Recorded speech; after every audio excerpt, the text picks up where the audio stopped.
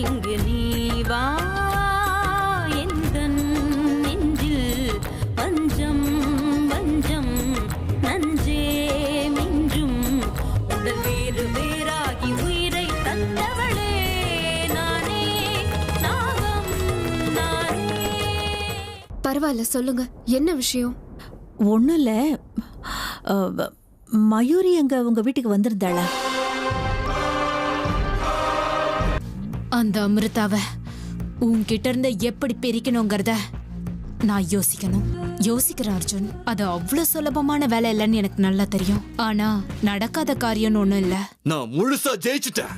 என்னோட லட்சியத்தை நான் அடைஞ்சிட்டேன். எல்லா சக்திகளும் இப்ப எனக்குள்ள ஐக்கியம் ஆயிடுச்சு. காலையில இருந்து விரதம் இருந்து என் பொண்ணு முகம் எப்படி வாடி போச்சு பாருங்க. வந்துட்டேன்.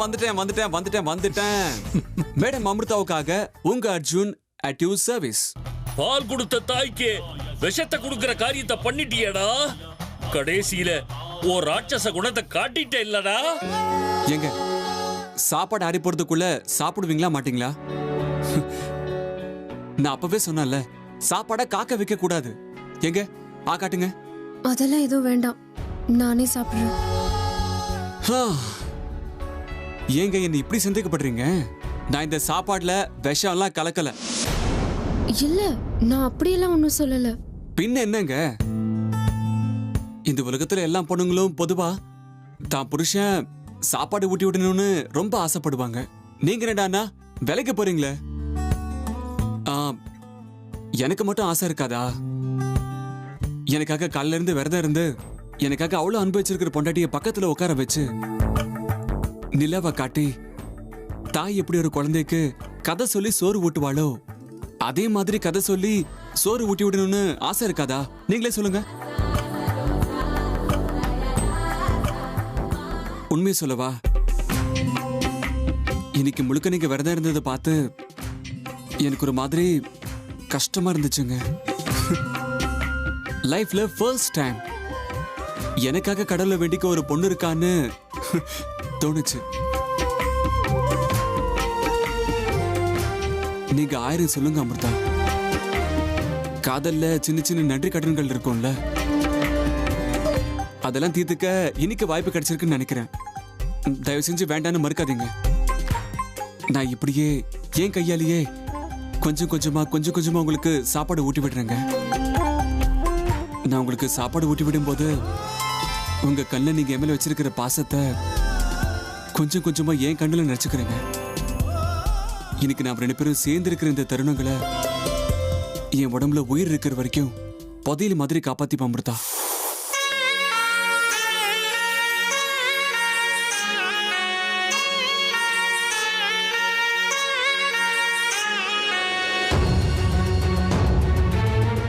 எங்க காட்டுங்க. அமிர்தா, அமிர்தா. இல்ல இல்ல, இந்த வியூகத்துல இருந்து என்னால வெளியில வர முடியல. இந்த பயங்கர சக்தியில இருந்து என்னால வெளியில வர முடியல. இது என்ன மீறின ஒரு விஷயம். இதுல இருந்து என்ன வெளியில கொண்டு வர முடியும்னா அது அவளால மட்டும்தான் முடியும். அமிர்தா, அமிர்தா. என்னங்க என்னாச்சு? நான் ஏதாவது தப்பா பேசிட்டேனா? அமிர்தா, ஒரு கெட்டவனோட வியூகத்துக்குள்ள நான் மாட்டிக்கிட்டு இருக்கேன் அம்மா. என் கதையை முடிக்காம சூழ்ச்சி பண்ணிட்டான். இப்போ உன்னோட உதவி எனக்கு தேவை மகளே. நான் இப்பவே சாக கூடாது. என்னால இன்னும் உனக்கு பல உதவிகள் ஆக வேண்டி இருக்கு அமிர்தா. நீ உன்னோட லட்சியத்தை அடையணும்னா நான் உயிரோட இருந்தே ஆகணும் அமிர்தா. இப்ப இந்த விஷ வியூகத்துல இருந்து என்ன காப்பாத்துறதுக்கு உன்னால மட்டும்தான் அமிர்தா நிச்சயமா முடியும். வா வா மகளே, வந்து என்ன காப்பாத்து. இந்த கெட்டவன் வலையில இருந்து என்ன காப்பாத்து அம்மா. தாமதிக்காதம்மா. நான் என் சக்திகளை எல்லாம் இழந்து நிராதரவா நின்னுகிட்டு இருக்கேன். சீக்கிரம் வா, உடனே வா. என்ன நடக்குது? என்னோட குருவை இந்த நிலைமைக்கு தள்ளினது யாரு? அமிர்தா, நான் செத்துருவேங்கிற பயத்தை விட நீ தனிமரமாகிருவேங்கிற பயம்தான் எனக்கு அதிகமா இருக்கு. என் சாவை பத்தி எனக்கு கவலை கிடையாது. ஆனா இனிமே நீ எதிர்க்க வேண்டிய பிரச்சனைகளை நினைச்சாதான் எனக்கு பயமா இருக்கு. எனக்காக இல்லைனாலும் உனக்காகவாவது நீ என்னை காப்பாத்தி தான் தீரணும். எங்க இருந்தாலும் சீக்கிரம் வாம்மா, ஓடி வா. நான் இப்ப என்ன பண்றது? என்னாச்சு அமிர்தா? ஏன் அழறீங்க இப்போ? இதுக்கெல்லாம் போய் எமோஷனல் ஆனா எப்படிங்க? உட்காருங்க. சாப்பிடும்போது அதுதான் யோசனை பண்ணிட்டு இருந்தா சாப்பாடு உடம்புல ஒட்டாதுன்னுவாங்க. என்ன யோசனை இருந்தாலும் அது எல்லாத்தையும் தள்ளி வச்சுட்டு முதல்ல சாப்பிடுங்க. எனக்கு பசிக்கல, என்ன வற்புறுத்தாதீங்க. அது எப்படிங்க பசியே இல்லாம இருக்கும்? நீங்க காலையில இருந்து எதுவுமே சாப்பிடாம இருக்கீங்க, இப்ப பசியே இல்லைன்னு சொல்றீங்க. இது பாருங்க, இதெல்லாம் என்கிட்ட நடக்காது. நீங்க இப்ப சாப்பிட்டே ஆகணும். உங்களுக்கு ஒரு தடவை சொன்னா புரியாதா? எனக்கு பசிக்கல, அவ்வளவுதான். ஓ, கோவப்படுறீங்களா? அந்த கோவம் எனக்கும் வர அமிர்தா. அது எப்படி நீங்க எனக்கு சாப்பிடாம இருக்கீங்கன்னு நானும் பாத்துறேன்.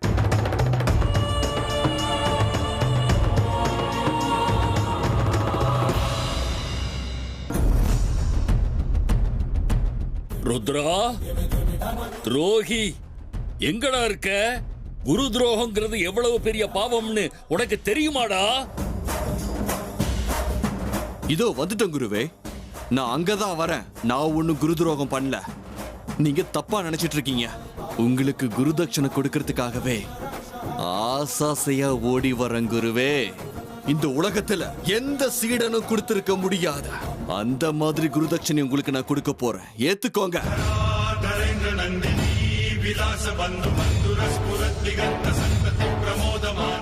துரோகி, பாம்புன்னு தெரிஞ்ச உனக்கு நான் பாலை ஊத்திட்டேன்னடா. ருத்ரா, நான் தெரிஞ்சே பெரிய தப்பு பண்ணிட்டேன். நீ திருந்த மாட்டேன்னு தெரிஞ்சும் உன்னை திருத்துறேன்னு தப்பு பண்ணிட்டனே கடவுளே.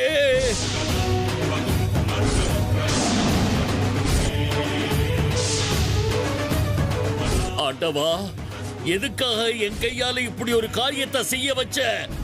அநியாயமா இந்த பாவிக்கு என் சக்திகளை எல்லாம் தாரவாத்து கொடுத்துட்டனே.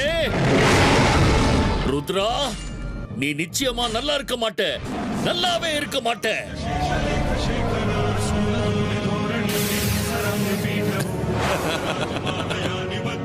குருவே, நீங்க என்ன சொன்னாலும் அதை பத்தி எனக்கு கவலையே இல்ல. மொத்த தக்ஷக வனத்தையும் பிரதட்சணை பண்ணிட்டு வந்துட்டேன். எல்லா நாகங்களுடைய ஆசீர்வாதத்தையும் சக்திகளையும் நான் அடைஞ்சாச்சு. இன்னும் கொஞ்சம் தான் பாக்கி இருக்கு. அதையும் முழுசா முடிச்சுட்டு உங்க முன்னாடி வந்து நின்னு உங்களை யமலோகத்துக்கு நான் அனுப்பி வைக்கிறேன். உங்களுக்கு மோட்சத்தையே நான் தரேன்.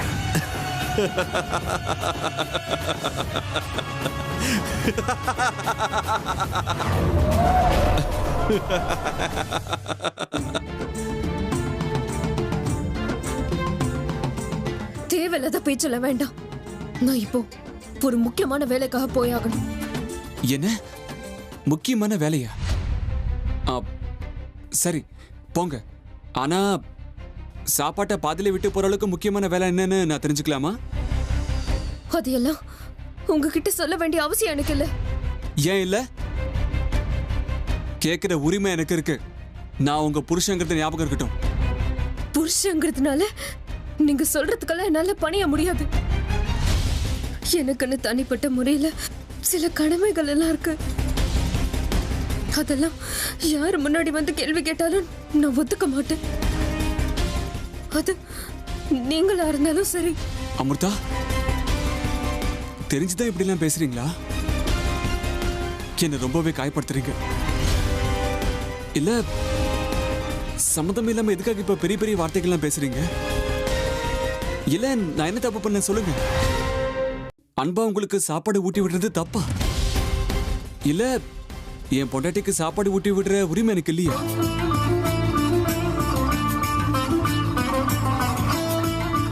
சாப்பாடு சாப்பிடாம எங்க போறீங்கன்னு கேட்கிற உரிமை கூட எனக்கு இல்லையா அமிர்தா? ஏன் அமிர்தா, ஏன் அமிர்தா நீங்க இப்படி நடந்துக்கிறீங்க? இவ்வளவு நேரம் நல்லா தானே இருந்தீங்க. சடனா உங்களுக்கு என்ன ஆச்சு? அதுவா சொல்லுங்க. இல்ல அர்ஜுன், உங்களோட அக்கறை எனக்கு நல்லாவே புரியுது. ஆனா நான் எப்பேற்பட்ட தர்ம சங்கடத்துல மாட்டிட்டு இருக்கேன்னு உங்களுக்கு எப்படி புரிய வைக்கிறதுன்னு தெரியல.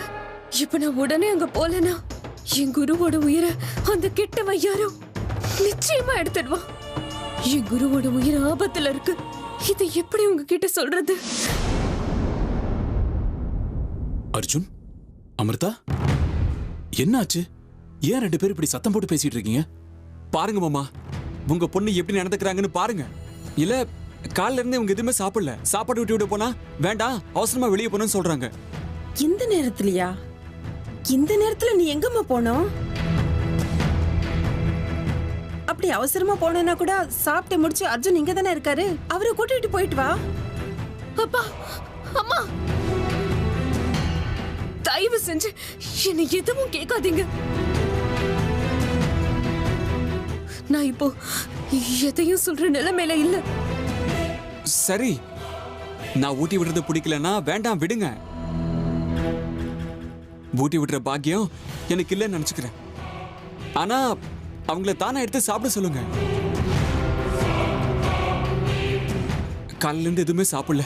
அவங்கள முகத்தை பார்க்கவே ரொம்ப கஷ்டமா இருக்கு. அவங்க எங்கேயும் போக கூடாது, முதல்ல உட்காந்து சாப்பிடணும். அர்ஜுன் சொல்றதும் கரெக்ட் தானமா அமிர்தா? இல்ல இல்ல இல்ல, எனக்கு பசிக்கல.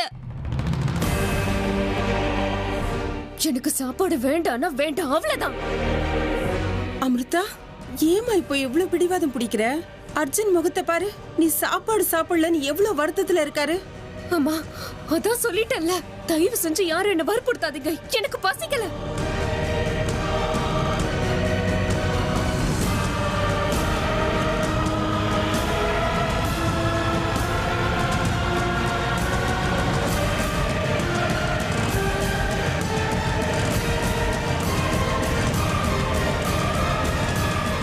பரமேஸ்வரா, என்னப்பா இது? ஏன் இப்படி எப்ப பார்த்தாலும் என்ன தர்ம சங்கடத்துல தள்ளி விட்டுட்டு இருக்க?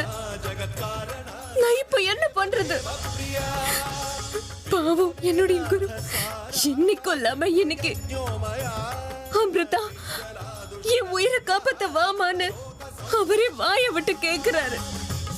அவரு ஆபத்துல இருக்காரு.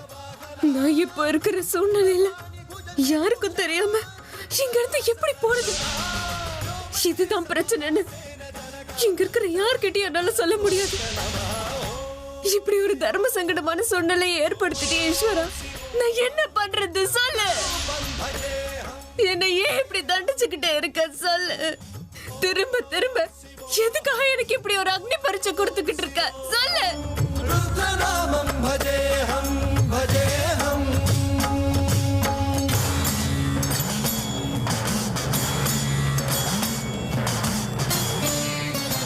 பாவம் அர்ஜுன் இவ்வளவு ஆசை ஆசையா என்ன நெருங்கி வந்தாரு, சாப்பாடு ஊட்டி விட வந்தாரு. ஆனா நான் அவரை காயப்படுத்திட்டு வந்துட்டேன். அவர் என்ன காரணம் கேட்டா என்ன சொல்றது? இல்ல, நான் சொல்ற காரணத்தை தான் அவரு நம்புவாரா?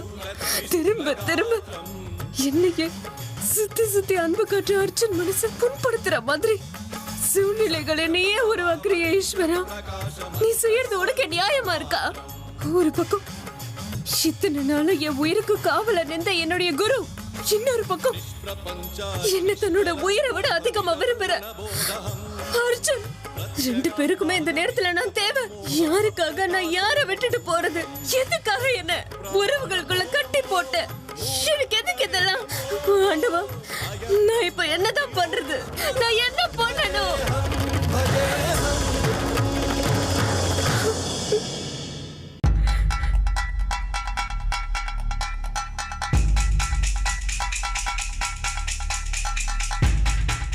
எல்லாம் முடிஞ்சது.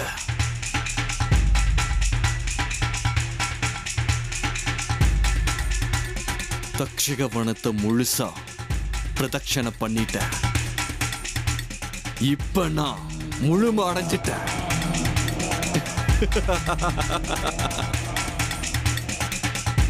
யாரும் என்னை எதுவும் செய்ய முடியாத. என்னை எதிர்த்து யாராலையும் தைரியமா நிக்க முடியாத. அப்படி நின்னாங்கன்னா அவங்கள பூச்சி மாதிரி நசுக்கி கொள்ற அளவுக்கு என்கிட்ட சக்திகள் இருக்கு. ருத்ரா,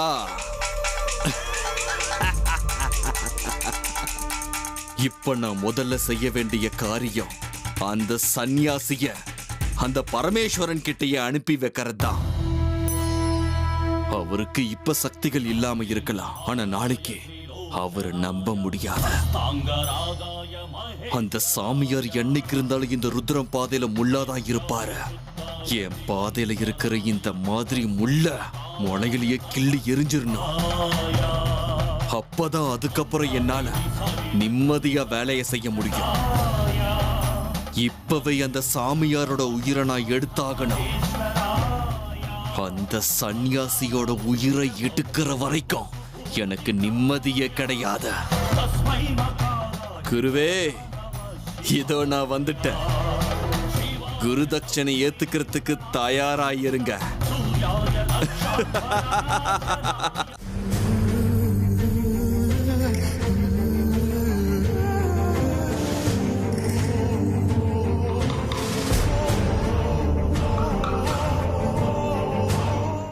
அர்ஜுன், ஏன்பா இங்க உட்கார்ந்திருக்க? மாமா, இப்ப நீங்களே பாத்தீங்கல்ல அமிர்தா என்கிட்ட எப்படி நடந்துக்கிட்டாங்கன்னு. இல்ல, நான் இப்ப என்ன சொல்லிட்டேன்னு அவங்க அவ்வளவு கோவமா ரூம்குள்ள போனாங்க. மொத்தத்துல நான் அவங்க மனசு புரிஞ்சுக்கிறதுல மொத்தமா தோத்துட்டேன்னு தோணுது மாமா. சேச்சா, ஏன்பா அப்படியெல்லாம் நினைக்கிற? இதெல்லாம் சின்ன விஷயம், கொஞ்சம் அமைதியா இரு, எல்லாம் சரியாயிடும். இதோ பாருங்க அர்ஜுன், அமிர்தா எங்க பொண்ணு. அதுக்காக அவ செய்யறதெல்லாம் சரின்னு நாங்க சொல்ல மாட்டோம். ஆனா ஒண்ணு மட்டும் உறுதி, அவ எங்களுக்கு தெய்வம் கொடுத்த பொண்ணு. அவ யாரு, அவ பேக்ரவுண்ட் என்ன, அவ வாழ்க்கையில என்னென்ன வேதனை அனுபவிச்சிருக்கான்னு எங்களுக்கும் எதுவும் சரியா தெரியாது. ஆனா அவ மனசுல ஏதோ ஒரு சம்பவம், ஏதோ ஒரு ஆழமான காயம் இருக்குன்றது உண்மை. அத வெளியில சொல்லிக்க முடியாம சில நேரத்துல இந்த மாதிரி நடந்துப்பா, அவ்வளவுதான். நீங்க தப்பா நினைச்சுக்காதீங்க. என்ன வேதனையா இருந்தாலும் என்கிட்ட சொல்லிக்கலாம்ல அத்தை. நானே மூணாவது மனுஷனா? அது என்னவோப்பா, ஒரு சில நேரத்துல ஏன் அவ அப்படி நடந்துக்கிறான்னு எங்களுக்கே குழப்பமா இருக்கும். ஆனா ஒண்ணு மட்டும் சத்தியம், அமிர்தா ரொம்ப நல்ல பொண்ணுப்பா. அவ இந்த வீட்டுக்கு வந்ததுக்கு அப்புறம் எங்களுக்கெல்லாம் நல்லதுதான் நடந்திருக்கு. ஆனா அவ எதுக்காக உன்கிட்ட இப்படி நடந்துக்கிறான்னு எனக்கு புரியல. எந்த ஜென்மத்து பந்தமோ நீங்க ரெண்டு பேரும் ஒண்ணு சேர்ந்திருக்கீங்க. இந்த மாதிரி சின்ன விஷயத்தை எல்லாம் பெருசுப்படுத்திக்கிட்டு தயவு செஞ்சு என் பொண்ணை விலைக்கு வச்சிடாதப்பா. அப்பா அம்மாவா நாங்க கேட்டுக்கிறது இவ்வளவுதான். சேச்சே, ஏமாமா இப்படிலாம் பேசுறீங்க?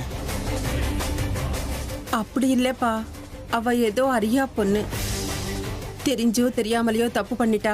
நீங்க தான் கொஞ்சம் அனுசரிச்சுட்டு போகணும். மொத்தத்துல உங்க ரெண்டு பேருக்கும் நடுவுல இது ஒரு சுவரா மாறிடக்கூடாது, அவ்வளவுதான். நிச்சயமா அத்தை. அவ வேற ஏதோ விஷயத்தை நினைச்சு கவலைப்படுறான்னு நினைக்கிறான். அவளை ரூம கூட்டிட்டு போய் உட்கார வச்சு நிதானமா என்னன்னு விசாரிங்க, எல்லாம் சரியாயிடும். சரிங்க மாமா.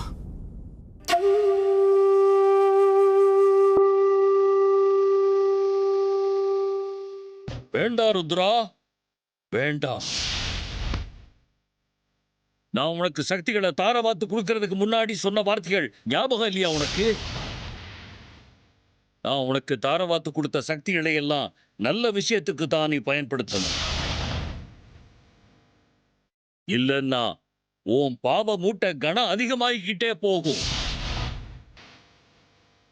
குரு துரோகங்கிறது பெரிய பாவம் ருத்ரா. குருவை கொன்னா நரகத்துல உனக்கு பெரிய தண்டனை கிடைக்கும்.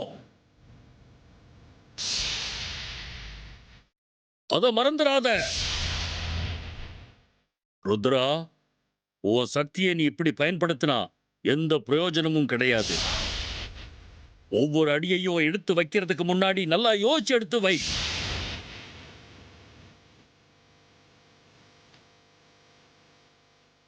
குருவே, இந்த ருத்ரனையை எச்சரிக்கிறீங்களா?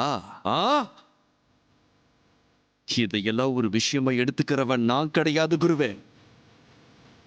நீங்க சொல்ற எதையுமே நான் காதுல வாங்க மாட்டேன். இந்த மாதிரி தந்திரமான பேச்சுக்கெல்லாம் நான் பலியாகிற காலம் எப்பவோ மலையேறி போச்சு. முன் வச்ச கால பின் வைக்கிற பேச்சுக்கு இடமே இல்ல குருவே. ஐயோ மூடனே, ருத்ரா, அறிவு கெட்டவனே, ச்சே! சங்கரா, என்ன இதெல்லாம்? எதுக்காக என்னை இப்படி தண்டிக்கிற?